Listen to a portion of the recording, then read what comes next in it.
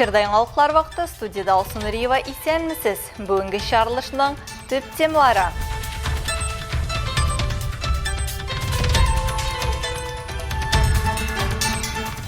Бергә булганда без көчле. Әлбәттә, бөтен дөнья яманшыш авыруларына каршы көрәш көненә багышланган чара үтте. Өйдә утырмагыз, ходите, физически менә жүреп даже паркка чыксаң или бассейнга, без бассейнга тоже йөрибез.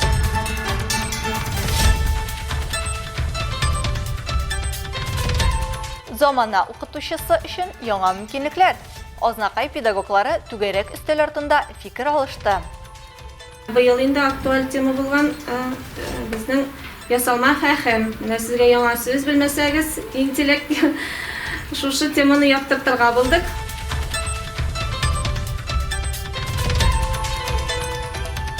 Туксан яшькә җитүнең сере нидә? Җавапны Азнакайдан Мәйсәрә апа яхшы белә. Аның талерлары бит калын темир закрепить торган полосаларны. Менә шундый итеп эшләгәч, күп йөри торгачтан безгә печатный машина бирделәр.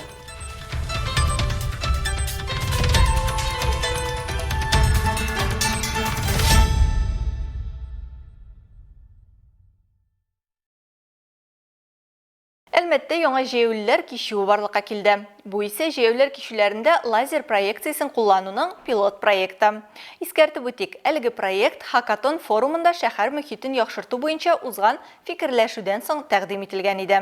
Аның инициативасын район башкарма комитеты җитәкчесе Гүзәл Хәбетдинова хуплады. Хәзер Ленин урамындагы көйләнми торган кичүдә лазер проекторлары кичүне яктырта һәм машина йөртүчеләргә тизлекне киметү кирәклеге турында сигнал бирә. Проект 3 ай дәвамында сыналачак. Бу вакыт эчендә әлмәтләр кичү буенча үз фикерләрен администрациягә җиткерә ала.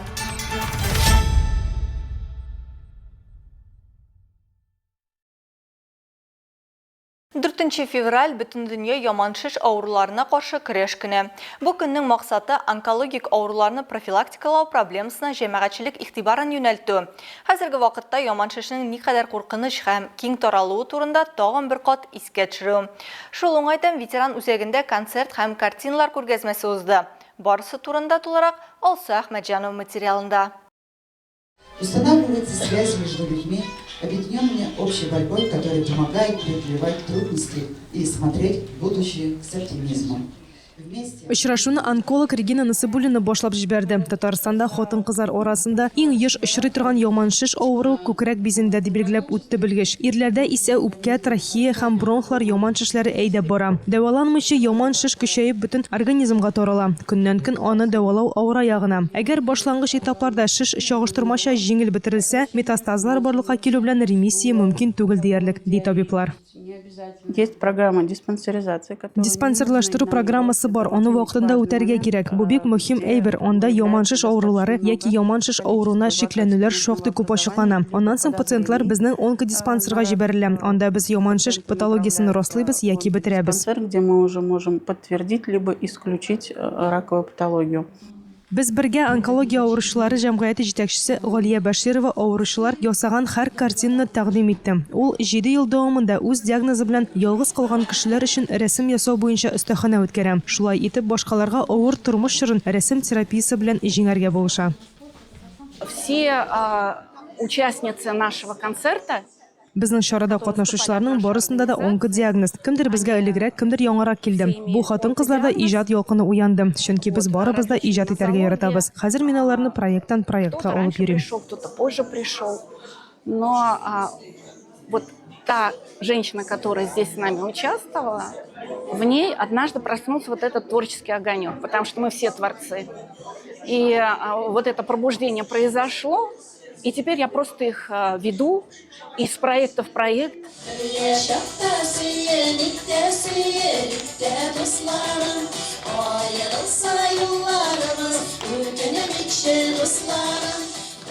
Альбина Волкова беренчеләрдән булып без бергә төркеменә керә. Хәзер терапиянең катлаулы онкодиагноз белән көрәшергә ярдәм иткәнен исенә төшерә. Рәсем ясау аның өчен реабилитация һәм үзен торгызу усулы булган. Кем ширлей әйтәсем килә, нетмәгіз, настроениеңізді бітірмәгіз. Ізләгіз шундай қызларны, которые шундай хәлдә находятся, и үйдә утырмагыз, ходите, физически, жүріп даже паркка шықсаң, или бассейнға, біз бассейнға тоже жүребіз.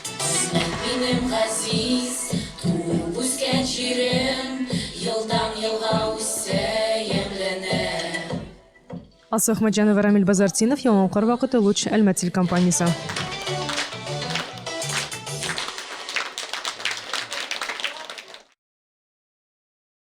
Сентябрьдән яманшыш авыруларына каршы вакцина ярдәмендә көрәш башланачак дип вәгъдә ителәр Россия сәламәтлек саклау министрлыгында.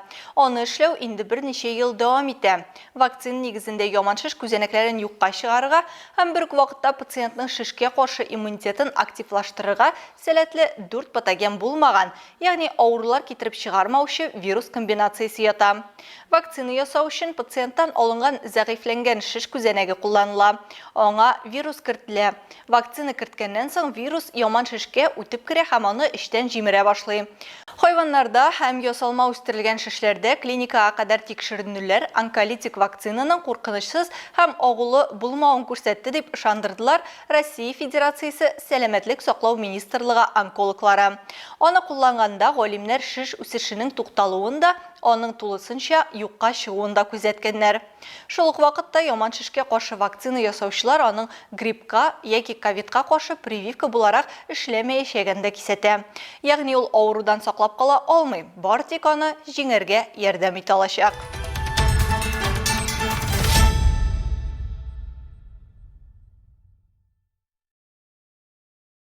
Башка темаларга. Азнакай районының танылган шәхесе, легендар типография хезмәткәре, район ветераннар советының актив әгъзасы Мәйсәрә Хафизова 90 яшьлек юбилейын билгеләп узды. Аны котларга район җитәкчелеге, юбилярның хезмәттәшләре һәм якыннары җыйналды. Мәйсәрә апа гомеренең 37 елын районда типография хезмәтенә багышлаган шәхес. Гади хәреф җыючыдан җитәкче дәрәҗәсенә күтәрелә. Газета басу эшчәнлегенең иң авыр елларын үз җилкәсендә күтәрә. Мин кергәндә, менә шундый инде ручкасы, кул белән әйләндерә торган машина ие, печать машинасы. Ул типографиялар юк инде, хәзер без 4-нчегә күчтек инде. Бундай да булай икән бу хәлләр дидем инде. На самом деле Болай итеп кул белән 2000-3000 июнь дәверендә әйләндерергә бит шул хәтле авыр машинаны. Аның талерлары бит калын тимер закрепиттә торган полосаларны. Менә шундый итеп эшләгәч, күп йөри торгачтан безгә печатный машина бирделәр. Узак еллар намуслы хезмәте өчен Владимир Ильич Ленинның 100 еллыгы уңаеннан юбилей медале, СССРның һәм РСФСРның министрлар советларының һәм мәдәният хезмәткәрләре профсоюзы үзәк комитетының мактау грамоталары белән бүләкләнә. Аның исеме районның хезмәт даны китабына кертелгән. 2 чакырылышта Бистә советы депутаты булып сайлана. Лаеклы ялга чыккач та районның иҗтимагый тормышында актив катнаша. Бүген ул 1 гасырга якын гомерен ваклап, 90 яшен тутырып, якыннарының җылысын Маяк газетасы коллективының хөрмәтен тоеп яши. Илмира Шәрифуллина, Рөстәм Акбаров, Яңалыклар вакыты, Луч, Әлмәт телекомпаниясе. Азнакай шәһәренең 8-нче урта гомуми белем бирү мәктәбе базасында ачыш зона фәнни-гамәли конференциясе кысаларында гомуми белем бирү һәм мәктәпкәчә белем бирү учреждениеләре педагоглары өчен түгәрәк өстәл узды. Аның максаты гомуми белем бирү учреждениеләрендә укучыларның интеллектуаль үсеше өчен шартлар тудыру һәм аларны эшчәнлекнең фәнни-инновацион рәвешләренә җәлеп итү. Чараны Азнакай муниципаль районы башкарма комитетының мәгариф идарәсе Тимирясов исемендәге Казан инновацион университеты югары һөнәри белем бирү учреждениесе белән берлектә оештырган. Илмира Шәрифуллина дәвам итә. Чара белем бирүдә ясалма интеллект замана укытучысы өчен яңа мөмкинлекләр исеме астында узды. Катнашучылар төрле юнәлештә үз эшчәнлекләре буенча ясалма фәһем куллануда проектларын тәкъдим иттеләр. Башка елларда без остазлык темасын яктырткан идек. Быел инде актуаль тема булган безнең ясалма фәһем. Менә сезгә яңа сүз белмәсәгез, интеллект шушы теманы яктыртырга булдык. Лилия Сулейманова Мәлбәгыш урта гомуми белем бирү мәктәбендә башлангыч сыйныфларны укыта. Хезмәт юлы 5 елны тәшкил итә. Бүген тәкъдим ителгән тәҗрибәләр киләчәктә балаларга белем бирүдә бик кирәкле дип саный ул. Искусственный интеллект, нейросетлер белән, ссылкалар белән бәйле, ул укытучыны уң кулы ярдәм итә. Киләчәктә минем уйлавымча бу искусственный интеллект белән күпчелек укытучылар, воспитательләр кулланалар. Чөнки бу кирәкле дип уйлыйм мин. Аның буенча без балаларның нәтиҗәләрен чыгара алабыз, үзебез слайдлар күрсәтәләбез. Бу чара безнең укытучылар һәм тәрбиячеләрнең үзара тәҗрибәләрен уртаклашу максатыннан үткәрелә. Районның бөтен мәктәпләреннән теләгән укытучылар заявкаларын җибәрәләр һәм инде төрле предмет укытучылары һәм тәрбиячеләр бөтенсе катнаша ала. Тәҗрибә уртаклашу эшендә шәһәрнең 6-нчы звездочка балалар бакчасы тәрбиячеләре, Азнакайның 4-нче, 5-нче, 6-нчы, 9-нчы мәктәбе, Мәлбәгыш һәм Тымытык авылы мәктәпләре һәм Актүбә бистәсенең 3-нче мәктәбе педагоглары катнашты. Компетентлы жюри һәр чыгышка үз бәясен бирде. Тема достаточно интересная. Тема шактый кызыклы, ясалма интеллект. Без Татарстан Республикасында беренчеләрдән булып бу хакта фәнни симпозиумда чыктык. Ноябрь аенда мин ясалма интеллектның мәктәптә ничек кулланылуы турында доклад белән чыгыш ясадым. Бүген педагоглар бу теманы күтәреп алдылар һәм үзләренең яңа технологиялары турында сөйләделәр.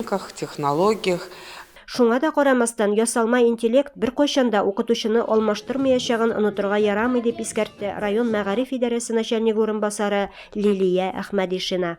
Конференциядә барысы 11 педагог катнашты. Алга таба аларга бүгенге чарада катнашу хакында шаһадәтнамәләр дә тапшырылачак.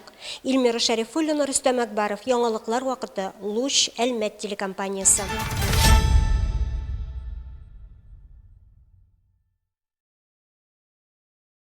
13 ел дәвамында Әлмәт туган якны өйрәнү музеенда очрашулар үткәрелә. Музейда музыка проекты кысаларында Фәрит Яруллин исемендәге музыка күллияте хезмәттәшлеге берлегендә студентлар һәм мәктәп укучылары районыбызда яшәүче халыкларның традицияләре, бәйрәмнәре, гореф-гадәтләре белән таныштыра.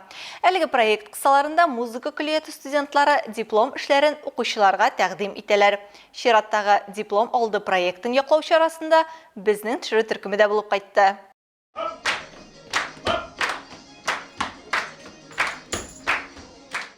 Кышкы салкыннар килеп җир өслеген апак кар баскач үткәрелә торган милли юла Казымәсе. Әлеге гореф-гадәт бүген дә дәвам итә. Авылларда өмә барлык туганнарны, якыннарны, күршеләрне бергә җыя торган күңелле бәйрәм булып кала бирә. Диплом алды эшендә шундый кызыклы теманы Әлмәт музыка күллияте студенты Эльза Мифтахова кулланырга булган.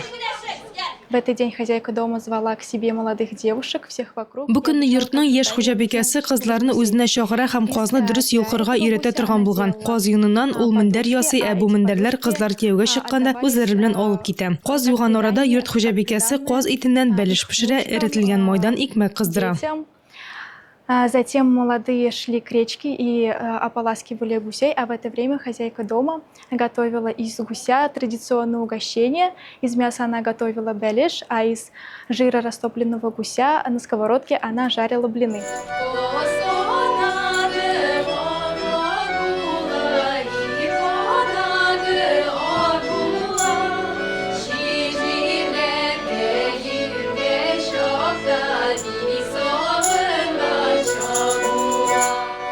Казларны йолку процессында күңелле татар халык җырлары башкарыла.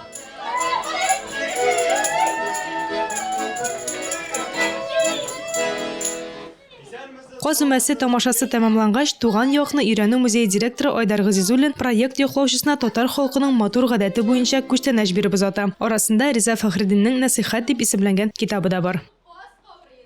Я хочу вам вот такой вот презент, это наш фирменный чай. Шуны кайнатып, эчеп, бергә студентлар белән чәй эчеп, менә шушы матур мероприятияне үткәреп, аны үткәргәннән соң фикерләшеп, киләчәк юлыгызга тагы да зур планнар төзергә насыйп булсын.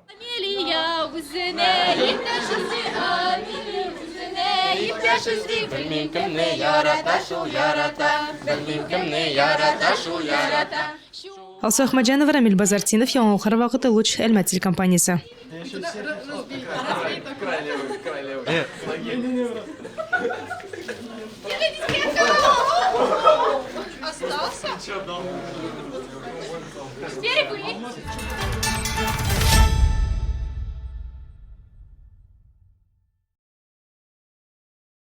Узган атнада Түбән Новгород шәһәрендә төбәк ара спорт ярышлары, спорт акробатикасы буенча Идел буе федераль округы беренчелеге һәм чемпионаты узды. Очрашуда Россиянең 8 төбәгенең 18 шәһәреннән 735 катнашучы үз көчләрен сынап каралды. Татарстан Республикасы данын Әлмәт, Бөгелмә, Казан, Лениногорск һәм Яршаллы спортчылары яклады. Якташларыбыз әлеге очрашуда үзләренең осталыкларын күрсәтеп, яхшы нәтиҗәләргә ирешәләр. Икенче һәм өченче урыннар яулыйлар. Алда призлы урын яулаган спортчыларыбызны 2025 елга Россия чемпионаты һәм беренчелеге көтә.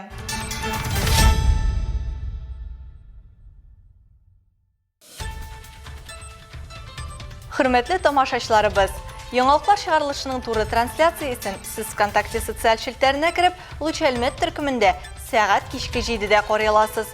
Безнең иң кызыклы сюжетларыбыз да рәсми аккаунтларыбызда урнаштырыла.